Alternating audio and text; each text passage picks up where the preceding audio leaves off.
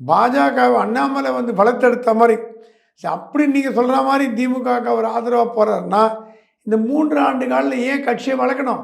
அவர் பாட்டுக்கு இதுக்கு முன்னாடி இருந்த தலைவர்லாம் 4 மணிக்கு வருவாங்க ஆஃபீஸுக்கு, கமலாலயத்துக்கு. ஈவினிங் பேப்பர் பார்ப்பாங்க, என்ன நடக்குதுன்னு கேட்பாங்க. பஜ்ஜி போண்டா காஃபி சாப்பிடுவாங்க. 6 மணிக்கு காரில் வீட்டுக்கு போயின்னே இருப்பாங்க. 40 வருடங்களாக தமிழக பாஜக தலைமை அகத்தில் நடப்பது இதுதான். ஈவினிங் 4 மணிக்கு ஆஃபீஸ்க்கே வருவாங்க. 1-2 பேர் எக்ஸப்ஷன் இருக்கலாம். அந்த மாதிரி அண்ணாமலை பண்ணிட்டு போயிருந்தாலும் டெல்லிக்கு தெரிஞ்சிருக்க போகிறதில்ல. இவர் ஊர் ஊராக சுற்றி, உலகமெல்லாம் சுற்றி, எக்ஸ்போஸ் பண்ணி எல்லாரையும் திமுகவோட தப்பெல்லாம் கண்டுபிடிச்சி வெளியில் சொன்னவர் எங்கேயாவது திமுகவுக்கு ஆதரவாக நடப்பாரான்னு நம்ம யோசித்து பார்க்கணும்.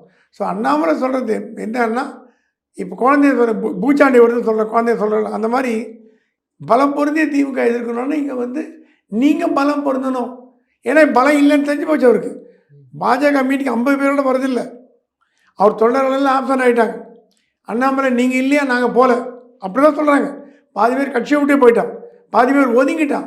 ஸோ பழைய லெவலுக்கு போயிடுச்சு.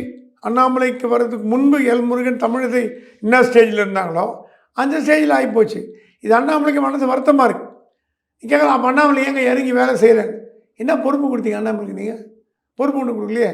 ஸோ அண்ணாமலை கூறிய இந்த வார்த்தைகள் ஒரு எச்சரிக்கை மணி, அபாய மணி அப்படின்னு எடுத்துக்கலாமே தவிர திமுக ஆதரவுன்னு எடுத்துக்க மாட்டேன்.